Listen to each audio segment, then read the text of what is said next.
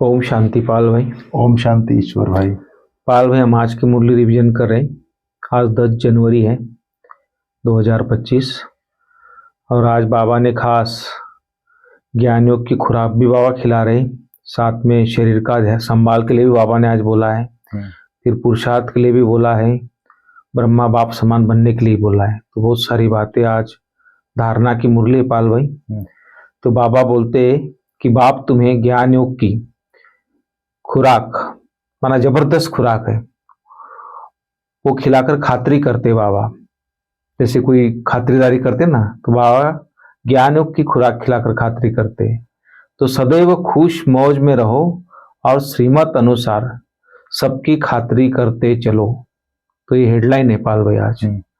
तो इसके बारे में थोड़ा डिटेल बताइए। ओम शांति ईश्वर भाई। ओम शांति। इसमें मुख्य बात है ज्ञान योग की खुराक। जी। खुराक क्या होता है? खुराक अर्थात भोजन। जी। जैसे इस शरीर को तरह तरह के भोजन खिलाते हैं, उसको पकाते हैं फिर खाते हैं। जी। तो जैसे एक शरीर को खुराक देते हैं तो शरीर तंदुरुस्त बनता है। जी। उसी प्रकार आत्मा का खुराक ज्ञान और योग है। जी। तो बाबा जो है रूहानी बाप है, रूहानी इल्म रूहानी शिक्षा देते हैं, ज्ञान योग की खुराक खिलाते हैं। ज्ञान योग की खुराक खिला करके आत्मा की खातिरी करते हैं, शरीर की खातिरी नहीं करते हैं। इसलिए बाबा बोलता है खुश मौज में रहो और फ्री मत अनुसार सबकी खातिरी करते चलो। जी। तो ज्ञान योग क्या दिया है? खुश मौज में क्यों रहेंगे? जैसे आज बाबा ने बोला ज्ञान का तीसरा नेत्र देने वाला रूहानी बाप है। जी। ज्ञान का तीसरा नेत्र सिवाय बाप के और कोई नहीं दे सकता। बिल्कुल, ये एक पॉइंट है। ज्ञान का जो तीसरा नेत्र है, आकर के परमात्मा बाप आकर के आत्मा का ज्ञान दिया। सारे जानते थे जी कि आत्मा है, शरीर आत्मा नाम जानते थे, न मानते थे न उस अनुसार चलते थे। बाबा आकर के तीसरा नेत्र दे करके हमको जानना, मानना और चलना तीनों स्टेप में चला रहा है। फिर बाबा ने कहा जैसे ज्ञान का तीसरा नेत्र मिलता है तो सृष्टि के आदि मध्य अंत को जान जाते हैं। सृष्टि कैसे चलती है ये चीज जान जाते हैं। फिर बाबा कैसे आकर के हमारे लिए हमको मन मना भाव का ज्ञान देता है। देह सहित देह के सब संबंधों को भूल मामे कम याद करो। ज्ञान और योग दोनों चीज की खुराक खिलाकर, जैसे भोजन और पानी दोनों होता है ना, वैसे ज्ञान और योग है। तो बाबा आकर के मन मना भाव का भी ज्ञान देते हैं। फिर बाबा स्वर्ग का वर्षा देने आए हैं। तो कितनी खुशी की बात है, हम स्वर्ग में जा रहे हैं। कहाँ ये नर्क, कहाँ स्वर्ग। तो बच्चों को कितना खुशी रहना चाहिए। बाबा बोलते हैं खुशी जैसी खुराक नहीं। सृष्टि के आदि मध्य अंत के हम ज्ञाता है, इसलिए बाबा 5 स्वरूप का ड्रिल करते रहो बोलता है। तो ये सब खुशी की बात है। स्वर्ग का वर्षा, स्वर्ग का वर्षा, श्री लक्ष्मी श्री नारायण का चित्र को देखते रहो। बाबा मुझे ऐसा बना रहा है, बिल्कुल कितनी खुशी होगी। 5 स्वरूप का ड्रिल करते रहो। कहाँ मैं सतयुग में आदि सनातन देवी देवता धर्म की आत्मा थी और कहाँ आज फिर फरिश्ता बन रहा हूँ जी। पूज्य हुआ, पूज्य से फिर ब्राह्मण बना, फिर फरिश्ता बन के फिर मैं जा रहा हूँ देवता बनने। कितनी खुशी की खुराक है ये, बाबा ने कहा। फिर बाबा ने कहा सदैव यह खुराक एक दो को खिलाते रहो। यह है एक दो की जबरदस्त खातिरी करना। हम अगर एक दूसरे को ये खुराक खिलाते हैं, सबको ज्ञान देते हैं, तो ये है एक दो को जबरदस्त खातिरी करना। ऐसी खातिरी कोई मनुष्य की कर ना सके। परमात्मा बाप आकर के अपने रूहानी बच्चों के द्वारा ही कराते हैं। बराबर। फिर बाबा ने कहा सच्ची सच्ची खुश खैराफत क्या है? खुश खैराफत पूछना अर्थात बाप का परिचय देना, ये है। और बेहद के बाप द्वारा हमको जीवन मुक्ति की सौगात मिलती है। ये सब खुशी की पॉइंट है जी। बाबा हमारे लिए तिरी पर सौगात लेके आया है, बहिष्ठ लेके आया है। ये जीवन मुक्ति की सौगात बाप के पास ही रहती है, जो हमें आकर के देती है। कल्प कल्प ये सौगात आकर के हमको देखते हैं जी। और बाबा ने कहा ये सब खुशियां दुनिया नहीं जानती है, सच्ची खुशी कब मनाई जाती है। जी। नई दुनिया में तुम ये खुशियां मनाते रहोगे, बाबा बोलता है। सतयुग में सदैव खुशी ही खुशी है। प्रेम भी है, शांति भी है, सुख भी है, आनंद भी है, खुशी ही खुशी है वहाँ। दुनिया नहीं जानती सच्ची खुशियां कब मनाई जाएंगी। मनुष्यों को तो सतयुग का ज्ञान ही नहीं है। तो बाबा ने इस तरह से कहा है आज खुशी के पॉइंट, एक दूसरे की खातिरी भी करते रहो, सदैव खुश मौज में रहो, ज्ञान का स्मृति में रख करके। ज्ञान और योग में रहेंगे तो ज्ञान योग की खुराक खाते रहेंगे तो तंदुरुस्त रहेंगे, खुश मौज में रहेंगे और एक दो की खातिरी भी करते रहेंगे। ये ज्ञान ऐसा है जी, आपके पास ज्ञान है तो आप सुनाए बिना नहीं रह सकते। बिल्कुल। जैसे गाय का बछड़ा होता है ना, जैसे ही बच्चा पैदा होता है थोड़ी देर में दौड़ने लगता है, ऐसा है ये ज्ञान। इतनी एनर्जेटिक कर देता है कि आप दूसरे को सुनाए बिना रह ही नहीं सकते, क्योंकि नई चीज है ये। तो पाल भाई आज का क्वेश्चन है जी, इस संगम युग पर अपने पास सबसे अमूल्य चीज कौन सी है जी, जिनकी संभाल करनी है? तो बाबा ने बताया कि इस समय सर्वोत्तम ब्राह्मण कुल में आपकी यह जीवन जो है, सर्वोत्तम ब्राह्मण कुल वाली जीवन बहुत अमूल्य है। अच्छा, इसलिए शरीर की संभाल जरूर करनी है। ऐसे नहीं है तो मिट्टी का पुतला है और यही खलास हो जाएगा, मिट्टी में मिल जाएगा, ऐसे लोग बोलते ना। तो बोलता है ऐसे नहीं, इनको जीते रखना है, माना इनकी संभाल करनी, जीते रखना है, जिंदा रखना है। इसको जीते बोलता है। कोई बीमार होता है तो उन जैसे कोई बीमारी आती है तो उससे तंग नहीं होना है, बाबा बोलता है।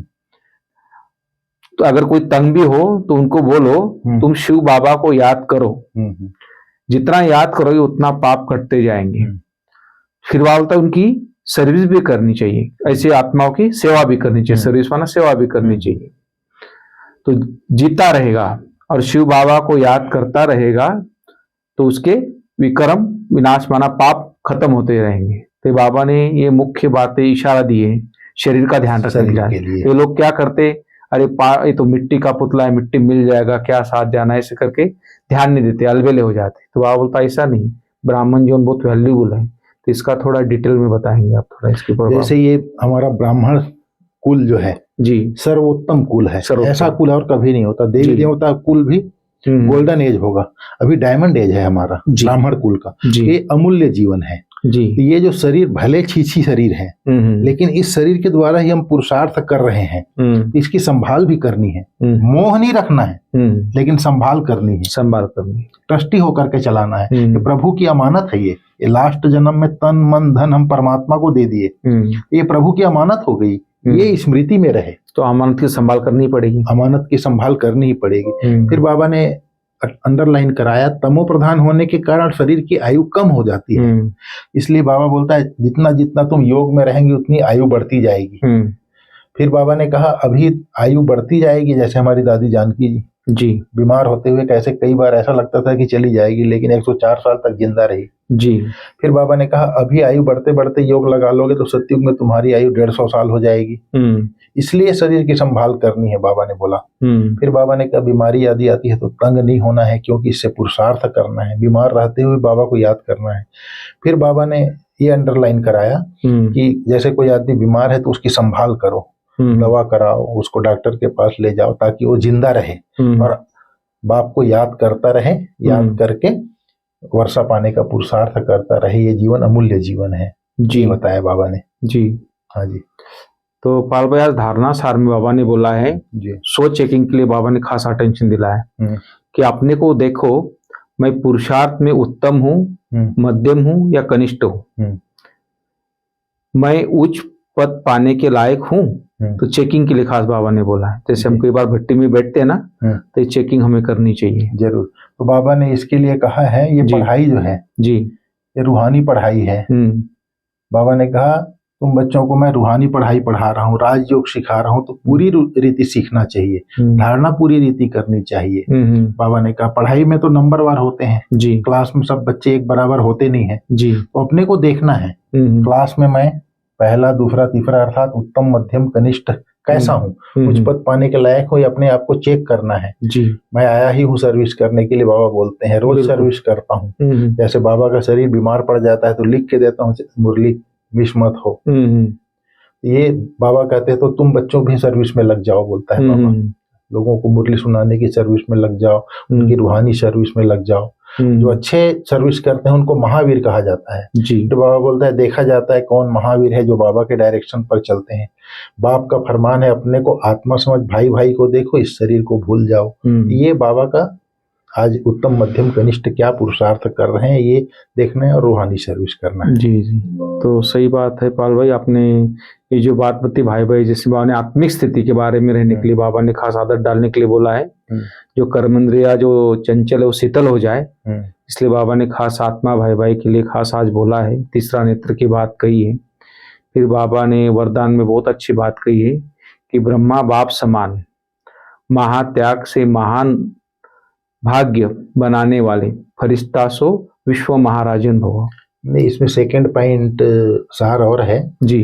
तीसरे नेत्र से आत्मा भाई भाई को देखना है जी। और इस आदत में रहने से कर्म इंद्रियां चंचल नहीं होंगी, बाबा बोला। हाँ, ये चीज है बाबा ने कहा। हाँ, चंचलता तो बताया ना, तो हाँ, चंचलता खत्म हो जाएगी। खुशी में रहने के लिए मन मना भाव कर रहना है, याद की यात्रा पर रखना है जी। अपने को, आत्म समझ बाप को याद करना है जी। और भाई तरफ देखो, जैसे बाप आत्माओं को देखते हैं ऐसे ही हम आत्माओं को, आत्मा भाई को देखना है। आत्माएं भी कहती हैं परमात्मा बाप को देख रहे हैं, उससे नॉलेज ले रहे हैं। कहा जाता है स्पिरिचुअल नॉलेज, ज्ञान की लेन देन जी, आत्मा में ही ये ज्ञान है। बाबा ने कहा आत्मा को ही ज्ञान देना है। यह जैसे जौहर है, तुम्हारे ज्ञान में जौहर भर जाएगा तो किसको समझाने से झट तीर भी लगेगा। बिल्कुल। बाबा कहता है प्रैक्टिस करके देखो तीर लगता है कि नहीं, ये आदत डालनी है। आत्मा आत्मा देखने का, तो शरीर का भान निकल जाएगा, माया का तूफान भी नहीं आएगा, बुरे संकल्प भी नहीं आएंगे, क्रिमिनल आई भी नहीं रहेगी जी। और ये जो देह अभिमान है, कर्म इंद्रियां चंचल होती हैं, कर्म इंद्रियां शीतल हो जाएंगी। बिल्कुल। तो इस तरह से बाबा ने आज कहा है जी। फिर बाबा ने आज कहा है माया बहुत बलवान होते जाती है, योग के लिए बोला है। तुम बच्चों को विश्व का मालिक बनाने के लिए आए, तुम मुझे याद करो, बाबा बोलता है। अनेक जन्मों के पाप कट जाएंगे। पतित पावन बाप कहते हैं तुम बहुत पतित बन गए हो, इसलिए अब मुझे याद करो तो तुम पावन दुनिया के मालिक बन जाएंगे। बिल्कुल। फिर बाबा ने कहा आत्मा जो है जंग पड़ने से वैल्यूलेस हो गई है, इसलिए अब आत्मा भाई भाई देखो। वैल्यूलेस अर्थात विकारी हो गई। तो फिर ये निर्विकारी अर्थात कर्म इंद्रियां शीतल हो जाएंगी, कर्म इंद्रियां चंचल नहीं होगी। राज्य भाग लेना है तो आत्मा को देखो, बोला बाबा। तो पाल भाई आज का थोड़ा वरदान के बारे में, तो जो ब्रह्मा बाप समान के बारे में बात, त्याग और महान भाग्य बनाने वाले फरिश्ता सो विश्व महाराजन के ऊपर बाबा ने आज वरदान बताया। महान त्याग और महान भाग्य जो करेंगे वही फरिश्ता सो विश्व महाराजन बनेंगे। फरिश्ता सो देवता जिसको बाबा कहता है, फरिश्ता सो विश्व महाराजन बनने का वरदान उन्हीं बच्चों को प्राप्त होता है जो ब्रह्मा बाप के हर कर्म रूपी कदम के पीछे कदम उठाने वाले हैं। जो ब्रह्मा बाप ने किया, जैसा संकल्प किया, बोल किया, कर्म किया, ऐसे कदम उठाने वाले, जिनका मन बुद्धि संस्कार अर्थात संकल्प बोल कर्म मनसा वाचा कर्मणा सदा बाप के आगे समर्पित है। जो बाबा का डायरेक्शन है उसी अनुसार मन बुद्धि संस्कार चलेगा। मनसा वाचा कर्मणा, संकल्प बोल कर्म होगा। जैसे ब्रह्मा बाप ने इसी महात्याग से, जो शिव बाबा का डायरेक्शन उसी अनुसार संकल्प बोल कर्म किया जी। जैसे ब्रह्मा बाप ने इसी महात्याग से महान भाग्य प्राप्त किया, अर्थात नंबर 1 संपूर्ण फरिश्ता और नंबर 1 विश्व महाराजन बने। ऐसे फॉलो फादर करने वाले बच्चे भी महान त्यागी व सर्वस्व त्यागी होंगे जी।